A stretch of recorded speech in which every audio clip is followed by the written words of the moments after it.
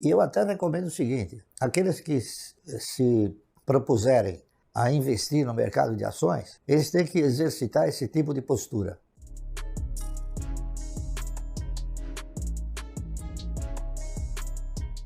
Eu gasto aquilo que é necessário, tá entendendo? Todas as pessoas que um dia estabelecerem uma prioridade, eles acabam sempre dando assim, valor a essa prioridade. Então eu faço isso, a minha prioridade é cada vez mais ampliar a minha carteira de renda mensal. Então eu gasto tudo que for preciso, né? Eu até brinquei inúmeras vezes, falei, eu vou mudar meu nome, em vez de Luiz, eu vou me chamar Gastão, tá entendendo? Mas eu não faço economia nenhuma em moradia, enfim, em todas as necessidades vitais que o indivíduo tem que desenvolver. Eu moro bem, tá certo? Me locomovo bem, me visto de acordo com aquilo que eu acho que eu tenho que me vestir, tá entendendo? Eu nunca tive a pretensão, nem a sensação de agradar terceiros para que eles pudessem me dar uma avaliação da minha vestimenta, né?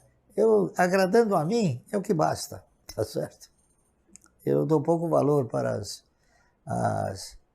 as opiniões. Agora, eu gasto o que for preciso gastar, eu gasto. E eu duvido que tenha alguém que gaste mais do que eu. Um dia eu fui pobre, né? Eu nunca tive a pretensão de ser rico. Eu sempre tive medo de voltar a ser pobre, certo? Então, o que acontece? O meu conceito de riqueza é o seguinte, é que rico é aquele que se contenta com o que tem.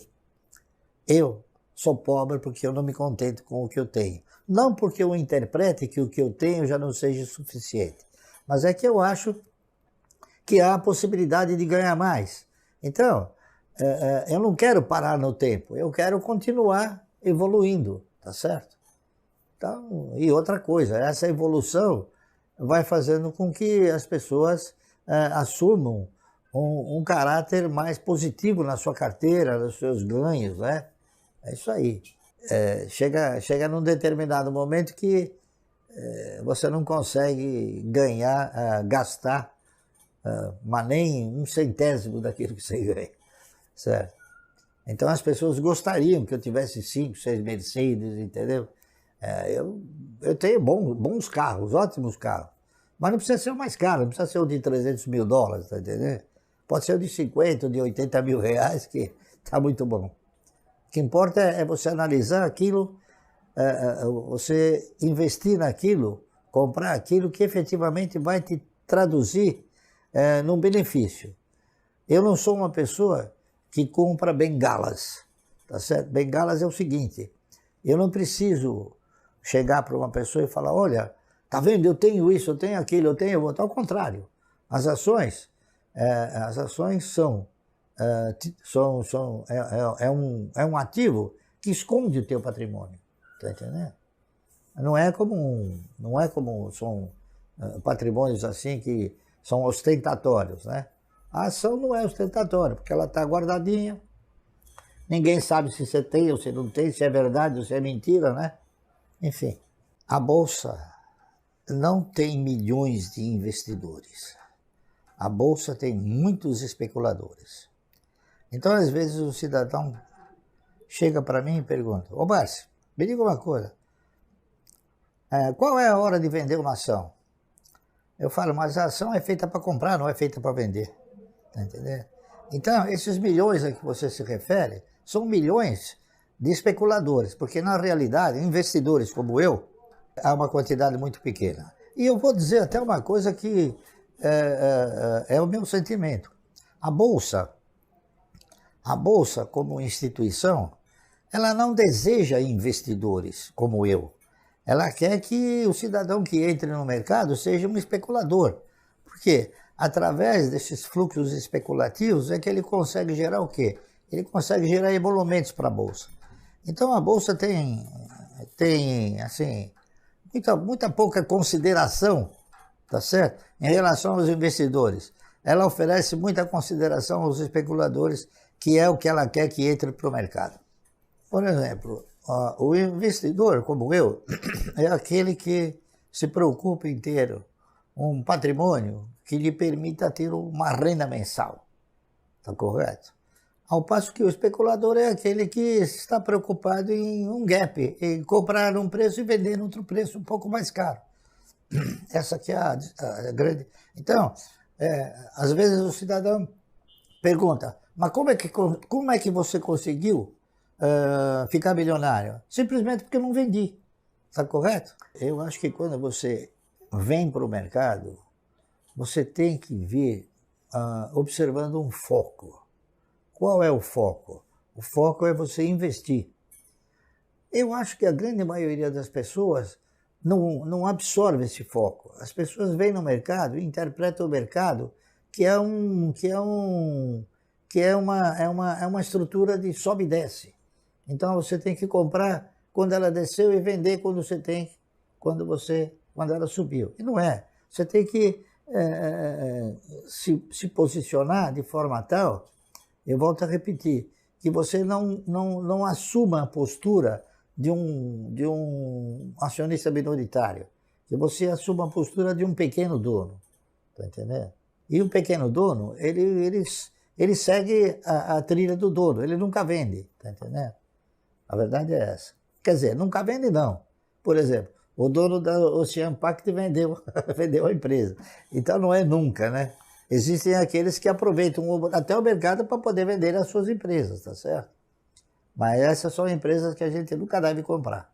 Mas é muito importante você, primeiro, você estabelecer uma prioridade na sua vida, né? Então, essas prioridades, elas vão fazendo com que essa prioridade vai fazendo com que você, ao longo do tempo, você vai administrando os seus egos, tá certo? E com o decorrer do tempo você passa a controlar os seus egos. Então, eu sou uma pessoa que controla os meus egos. A maioria das pessoas não conseguem controlar os egos. Então as pessoas compram e gastam assim de uma forma desordenada. Eu não, eu gasto de uma forma ordenada, tá correto? Eu nunca faço uma aquisição sem eu ter feito uma análise muito profunda. Já fui tentado inúmeras vezes, né? Mas ninguém conseguiu. Tá certo? Então eu procuro analisar e olhar o futuro. Eu não olho assim, eu olho para frente, né? Então quando o cidadão tiver que comprar ações, tiver que entrar no mercado de valores, ele tem que analisar os projetos, ver a perenidade, ver a sustentabilidade do papel, a origem dos resultados, a potencialidade da empresa, né? o histórico de distribuições, enfim. As pessoas que operam no mercado, vai depender muito da postura da pessoa, do profissional. Eu, por exemplo, eu não vivo de corretagens, eu vivo de dividendos. Então, aquilo que eu procuro desenvolver, aquilo que eu procuro orientar, é no sentido do cidadão formatar um portfólio que lhe permita ter uma carteira de renda mensal como eu tenho, como eu construí. Está correto? Eu não saberia dizer qual o tempo necessário para a pessoa ter e adquirir uma cultura capaz de ter uma experiência como eu tenho, de 50 e poucos anos de mercado, entendeu? E até hoje eu aprendo, a verdade é essa. Veja que eu comprei o Ocean Pact, né? Isso aí é um aprendizado que eu nunca pensei que talvez eu fosse ter que aprender novamente. Há muitos anos eu aprendi um negócio interessantíssimo. Eu não dou o valor que o patrimônio consegue representar para muitas pessoas, né? Eu já tive ações que eu comprei por 25 centavos e hoje ela custa R$100.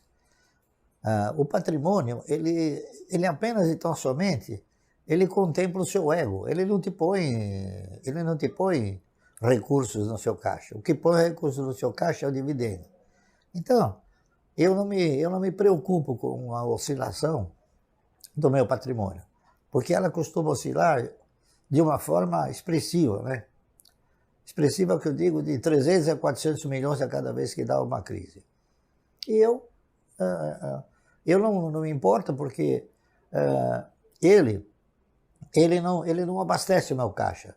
E eu sei que daqui a pouco a crise vai ter uma gestação e o patrimônio vai voltar a ter a sua magnitude de antes da crise, tá certo? Então, eu até recomendo o seguinte, aqueles que se propuserem a investir no mercado de ações, eles têm que exercitar esse tipo de postura, ou seja, olhar para aquilo que abastece o teu caixa, não aquilo que contempla o teu ego.